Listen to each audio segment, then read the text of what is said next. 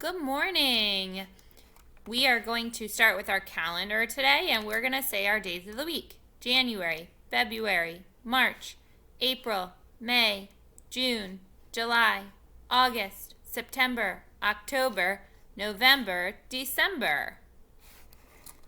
What month are we in? We're in the month of November. Let's say our days of the week. Sunday, Monday, Tuesday, Wednesday, Thursday, Friday, Saturday. So yesterday was Thursday. So what is today? Today is Friday. So if today is Friday, what will tomorrow be?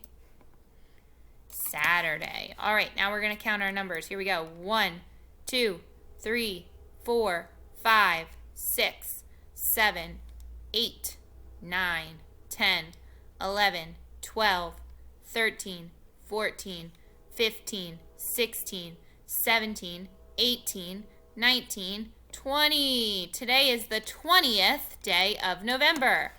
I'm going to say the whole thing. Today is Friday, November 20th, 2020. Have a great day and a fantastic weekend.